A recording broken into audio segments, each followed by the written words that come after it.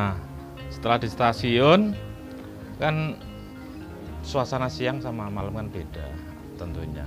Kalau siang tuh sama ibu-ibu itu saya sempat ditawari minum. Kalau Jogja kan hal itu kan hal yang biasa kan.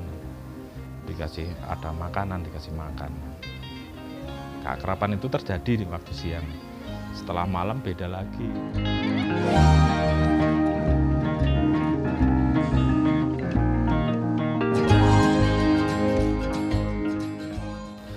Tahun 97 itu sama teman kakak kelas di SMSR saya sempat ngobrol tuh. Wah, aku di Jogja kayaknya sumpek pengen belajar lah. Karena mau masuk ke wilayah seni rupa itu kayaknya susah loh. Nggak ada yang ngajak atau nggak ada contoh siapa kan gitu loh.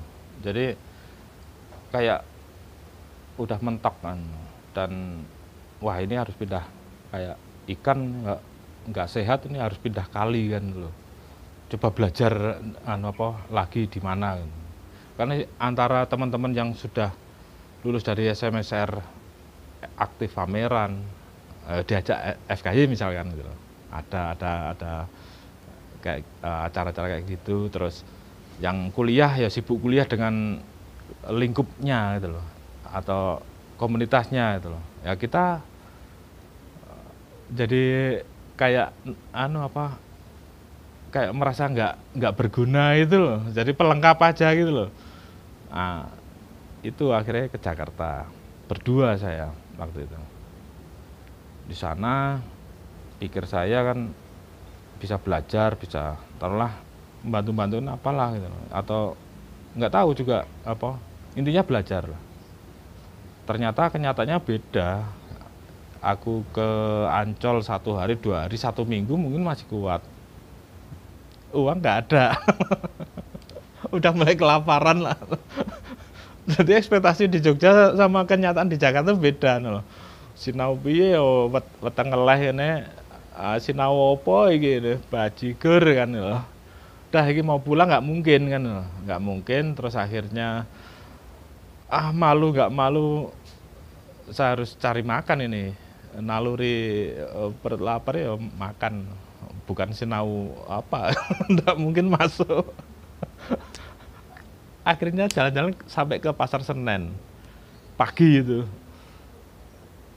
Saya sempat saking laparnya ada warung jajanan pasar waktu pagi-pagi itu. Pak, saya lapar minta makan, Pak.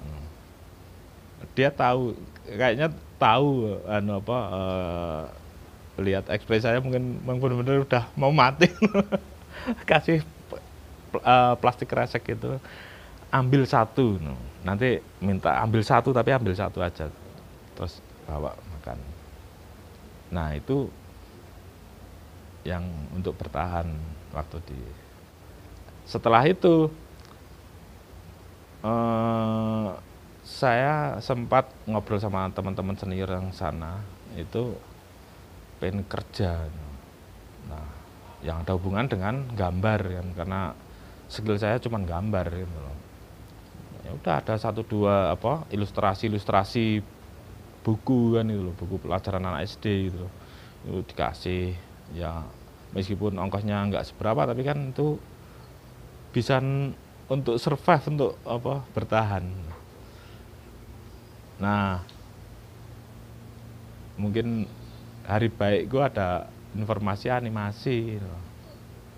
Saya suruh daftar ke satu tempat gitu. Waktu itu masih studionya di Ciputat. Ada salah satu temen yang ngasih informasi itu.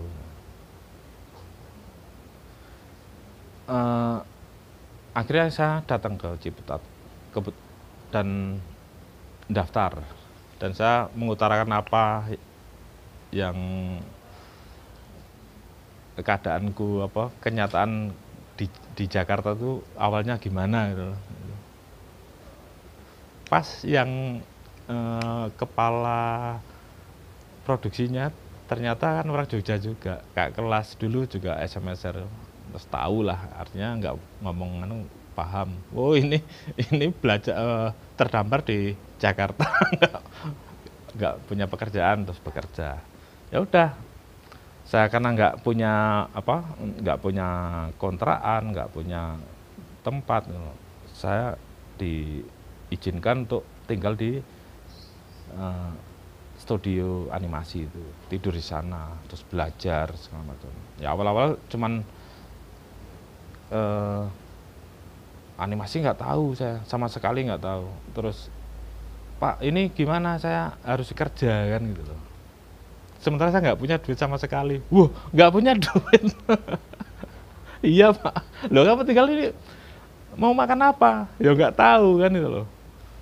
Ya aku kalau ngomong bilang udah minum air keran kan malu sih kan.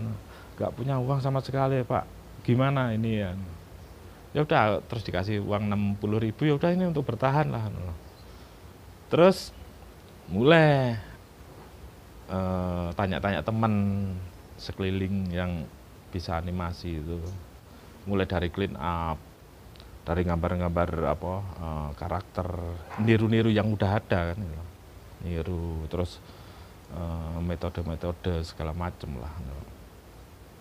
Kayaknya juga wah nggak mungkin ini 1 bulan 2 bulan aku bisa kerja kalau gini, dan sementara butuh biaya. Gini aja dipercepat aja, saya dapat order gimana loh, biar dapat gak ada gajinya gitu. Jadi nggak belajar gitu. Akhirnya itu ya udah kamu bantu clean up, nanti ada uang kan gitu. Terus udah dipercaya, clean up-nya udah bagus, udah masuk, saya suruh in betweener, dan di situ mulai bertanya kesulitan apa yang di pekerjaan, udah langsung selesai, lancar, dapat pekerjaan, dapat gaji.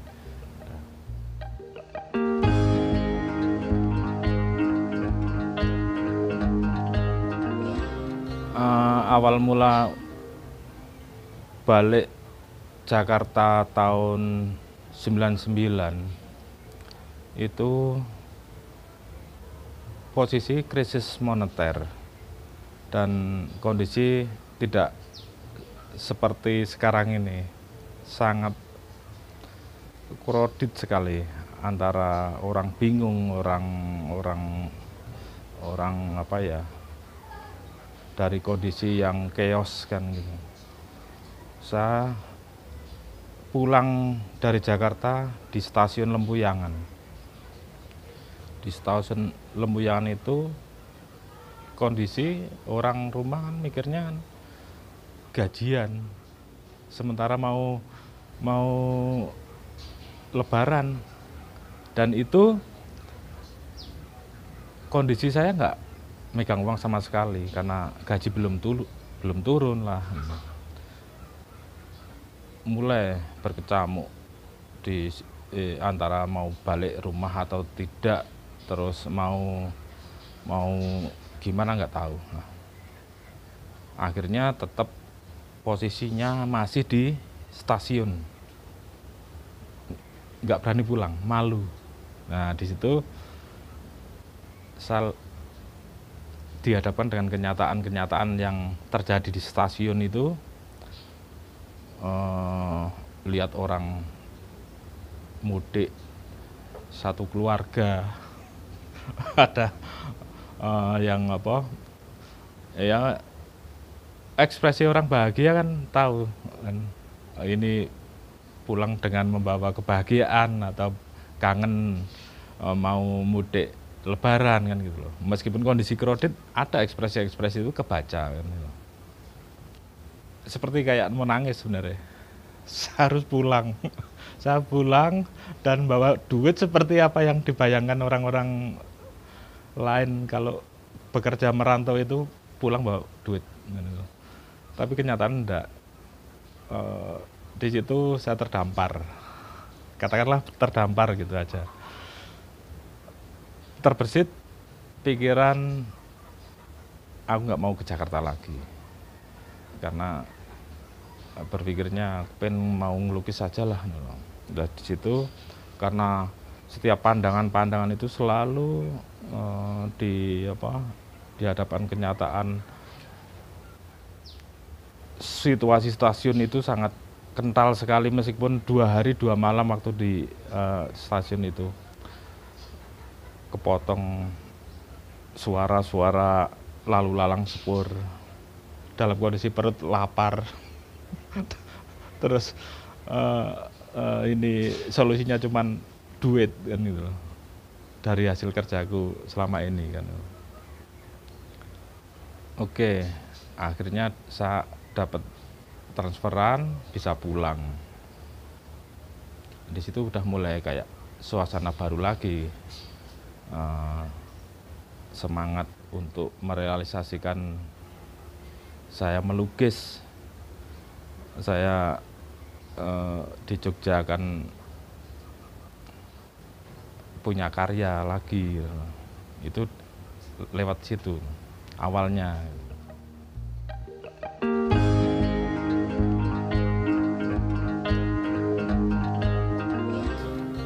Tahun 99 itu stasiun itu kondisinya kayak banyak tukang asong, terus agak rame lah, nggak tertata seperti sekarang ini. Nah, di situ saya sempat duduk di dekat warung di dalam stasiun Lembuyang itu, ada sebelah timur itu ada. Di situ ada yang jual rokok, jual apa, terus ada orang pengasong duduk di situ gitu loh. Nah, ngobrol-ngobrolnya di ramah tamahnya di situ awalnya, untuk ngulur-ulur nunggu saya kembali ke Malioboro ngecek duit kan gitu loh. Nah, di situ sempat ada dialog sama pengasong, terus sama yang punya warung di sana kan gitu loh. Nah, setelah di stasiun kan suasana siang sama malam kan beda tentunya. Kalau siang tuh sama ibu-ibu itu saya sempat ditawari minum. Kalau Jogja kan hal itu kan hal yang biasa kan, dikasih ada makanan, dikasih makan. Keakraban itu terjadi di waktu siang. Setelah malam beda lagi, suasana intim sama teman-teman kenalan baru yang pengasong sama yang tukang ojek. Tukang ojek itu kan kadang-kadang ada yang keluar masuk cari penumpang gitu. Waktu itu boleh gitu. Nah, di situ mulai jati diri aslinya kan keluar. Misalnya pertanyaan yang paling biasa terjadi itu ke asli mana, kenal siapa. Kalau ngomong orang di jalan kan biasanya kan terpengaruh dengan nama-nama besar, preman lah atau siapapun gitu loh. Nah, kebetulan saya kenal, jadi aman untuk makan sama rokok itu bisa ambil gitu. Nah, itu mulai ada kesenangan sing mendadak gitu loh. Tak terpikirkan bahwa meskipun kondisi saya susah atau merasa sedih, tidak bisa balik segera ke rumah karena belum dapat duit gitu.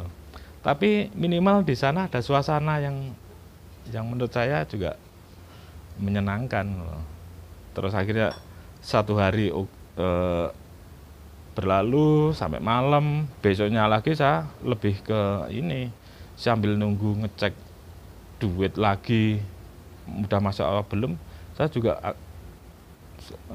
suasana stasiun itu jadi kayak akrab gitu loh, kayak kayak kalau aku pengen ngelukis tuh kayak dipanggil-panggil gitu.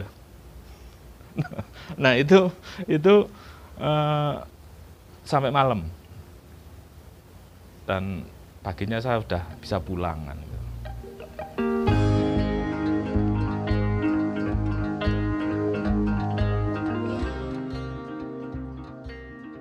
Bapak saya kerja di kebun tebu, simbok saya kerja batik, nah, ngerok kan gitu. Pokoknya di batik. Kanan kiri kampung saya itu kan dikelilingi pohon tebu. Jadi apa perkebunan tebu lah gitu. Karena dekat pabrik Madukismo. Artinya ketika mulai tanam, saya kadang-kadang bawain apa ransum air ke air minum buat bapak, pakai ceret itu, terus sama makanan biasanya kan udah dibungkus gitu sama simbok, antar ke sawah kan gitu. Nah di sana bapak nyiangi tebu itu, saya lihat kesehariannya itu ya ikut-ikut bantu lah balik. Jadi dari kecil memang situasi kerja dan lihat bapak kerja dan lalu lalang, waktu itu traktor, belum truk, masih traktor pakai lori gitu loh, bawa tebu itu terjadi gitu loh. Saya sekolah, karena sekolahan saya itu kan dilewati rel, nah itu selalu memperingati hati-hati dan jangan ikut naik sepur, pokoknya hati-hatilah gitu loh.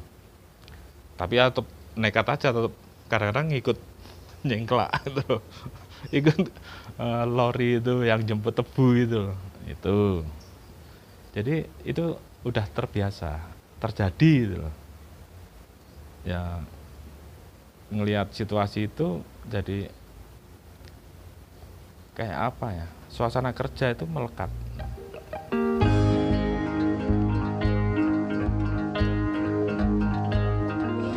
Karena memang lingkup saya di keluarga, di rumah, dan situasi kebun tebu, terus pabrik Madukismo yang membentuk karakter atau membentuk apa, itu jadi modal utama untuk kalau ngomong mau berkarya gitu kan. Itu pengalaman yang sangat melekat di kehidupan saya. Nah itu akhirnya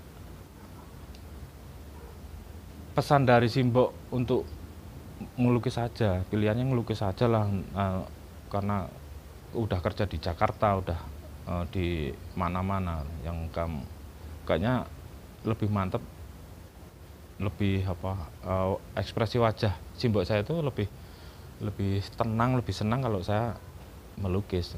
Nah di situ jadi pegangan saya untuk ya udahlah,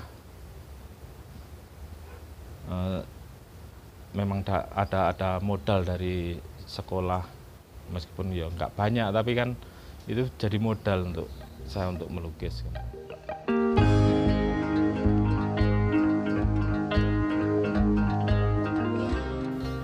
Jadi setelah udah di animasi, udah kerja sana sini, saya mematapkan diri untuk memutuskan melukis dan pameran. Awal pameran saya rencanakan tahun 2016, dan 2014 itu udah mulai ngerancang-rancang dan memantapkan antara apa yang harus saya pamerkan kan gitu. Nah di situ tetap kuat, sepur harus aku keluarkan, harus aku bikin lah. Tapi yang belum tahu juga antara lukisan dan patung instalasi itu juga masih 2014 itu. Tapi seiring waktu juga kok patungnya yang lebih kuat gitu loh. Artinya saya mengalami lihat karakter sepur itu kuat banget gitu loh. Itu yang mendasari gagasan ide saya untuk kuat harus pameran tunggal gitu loh. Jadi pengalaman waktu kecil naik logo tebu, terus lihat traktor ngangkut tebu. Jadi suasana itu udah anu apa, mempengaruhi lah. Akhirnya nggak ada pilihan lain, sepur harus aku ini. Dan mulai belajar bikin miniatur kecil-kecil untuk bakal pameran. Nggak langsung jadi, itu nggak, ada beberapa yang gagal juga itu loh. Mulai dari karton, terus akhirnya meningkat ke kayu kan gitu. Terus bikin rel yang miniatur, rel kereta api yang 1:1. Nah itu udah ngalir aja, karena memang apa, waktu di stasiun itu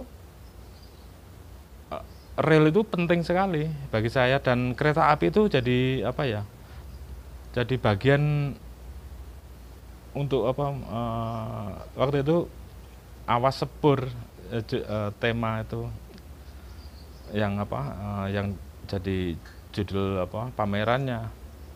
Tapi sepur yang ku bikin sepur-sepur lama gitu, sepur-sepur yang ngangkut rempah-rempah, atau sepur yang kuno lah.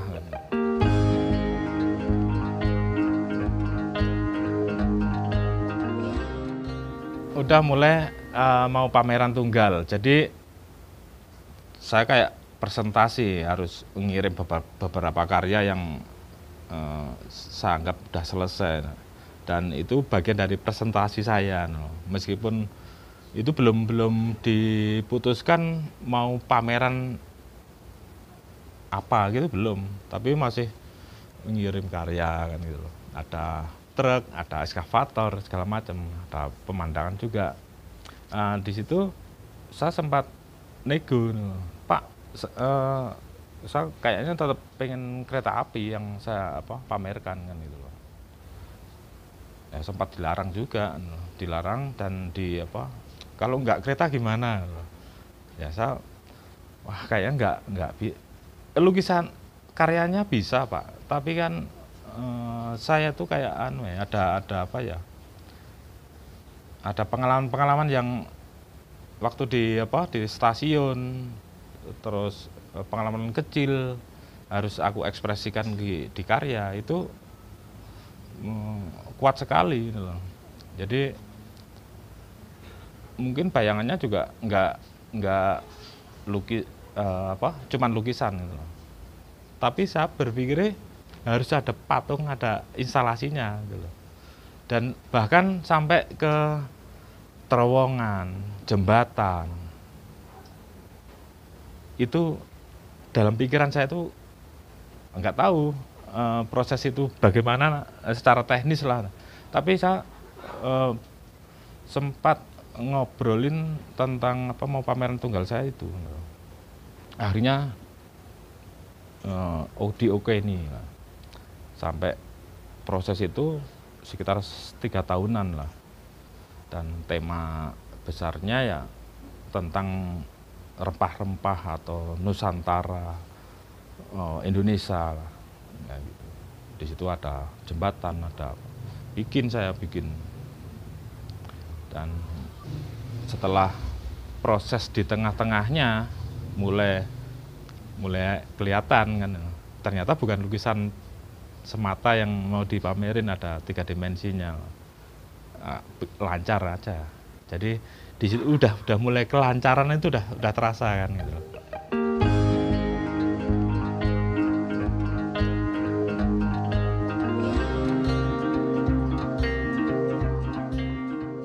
Awal untuk milih penulis atau kurator itu sebenarnya juga nggak kebayang siapa, itu nggak tahu. Pengalaman itu kayaknya nggak terlintas, cuman aku berkarya aja. Tapi di situ sudah diplot Pak Suwarno Wisetrotomo itu jadi kurator gitu loh. Dan saya kebetulan kenal sama Pak Ong kan gitu loh. Dan Pak Ong setelah saya ajak ke studio waktu itu, proses saya berkarya, ya sempat kaget juga, kamu ngelukis Torres gitu. Iya Pak, anu, rencana mau pameran tunggal ya Pak, anu ya. Ah, mau pameran apa? Ya belum tahu juga kan tuh. Itu waktu awal-awal Pak aku apa mulai anu Pak Ong lagi lah. Dulu 2006 sempat main merpati sama Pak Ong sama Mas Putu kan itu loh di Niti Prayan sana. Terus lama setelah itu kan nggak anu apa kumpul-kumpul lagi ya. Setelah 2014 baru Pak Ong yang pertama kali saya pamerin. Sebenarnya ngerayu juga, ngerayu Pak Ong biar bisa apa bantu saya lah karena saya juga pilihannya nggak ada, cuma Pak Ong. Nah di situ nggak, ternyata Pak Ong malah ngajak Pak Butet, ngajak Pak Sitok Srengenge gitu loh. Kalau Mas Gus sama Pak Warno kan udah diplot sama anu apa sponsor lah.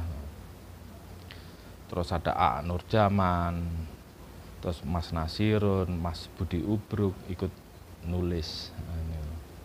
Wah seneng sekali saya kan, jadi yang membidani saya lahir itu kan orang-orang besar. Saya beruntung kan. Makanya juga, waduh ini kalau malu-maluin nggak enak ini kan karyaku. Di situ mulai ada secara otomatis kan ada komunikasi sama Pak Warno, Pak Ong terutama yang nemenin hampir tiap hari waktu itu. Karena kesulitan-kesulitan teknis atau memang apa gagasan-gagasan yang perlu aku konsultasikan itu ya udah kuat aja res apa kereta api dan patungmu kamu mantapkan gitu. Terus saya minta izin Pak Ong yang bantuin saya artistiknya gitu. Jadi itu saya nggak tahu juga antara penulis, kurator, nggak ngerti. Saya mau berkarya waktu itu kan loh. Terus akhirnya memang bener-bener harus ada tertata mulai dari ada apa schedule. Ini tulisan harus udah diplot siapa kan ada deadline kan loh. Terus mau apa pameran tanggal berapa, itu udah mulai kesusun lah. Nah, jadi waktu itu juga ajang belajarku juga mengenai tentang apa mau pameran itu apa aja yang dibutuhkan.